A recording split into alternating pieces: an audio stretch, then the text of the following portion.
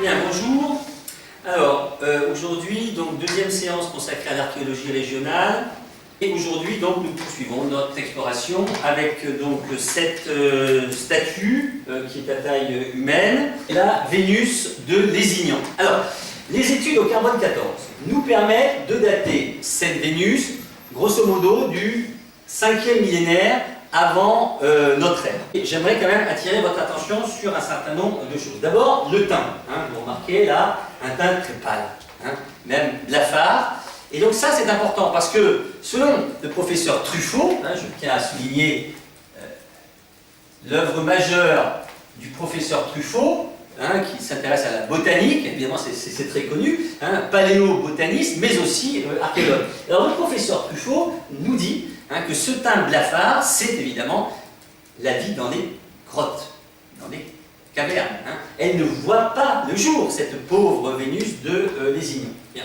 Alors, deuxième chose à considérer, et ça c'est un aspect qui me semble assez important, c'est les proportions du crâne, je veux dire les non-proportions du crâne. C'est-à-dire, c'est plutôt ça la réalité, qui ne correspondent à aucun type humain réellement connu, ce qui pose évidemment un certain nombre de questions.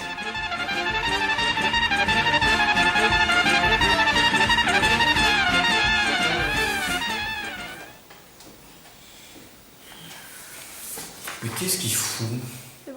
Bon voilà, il faut que je cherche un texte à donner aux historiens cagneux sur leur programme, sur Rome et Carthage, sur l'Antiquité.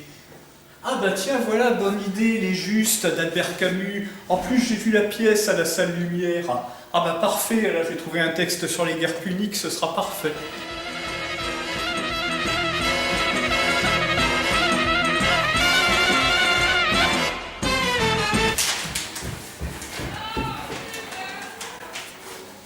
Cubé, hors note cubé. Note cubée.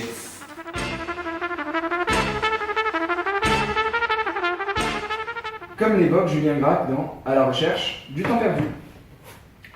Bon, on peut dire que le vôtre, vous l'avez perdu de temps, parce que c'est pas ça, avec Proust.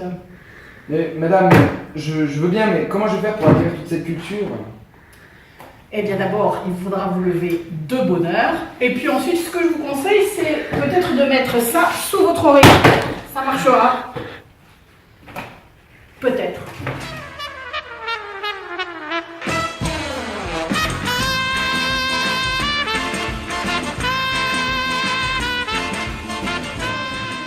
D'un certain poisson, qui est un poisson des grandes profondeurs, dont j'oublie le nom, une espèce d'horrible monstre avec des dents qui montent jusqu'aux yeux, et qui se reproduit de la façon suivante. On a une femelle qui est immense, comme elle est grande comme un monde, le mâle il est grand comme un monde, et la reproduction se produit d'une façon tout à fait étrange, à la mesure où le poisson, le mâle, qui est tout petit, se colle par la bouche.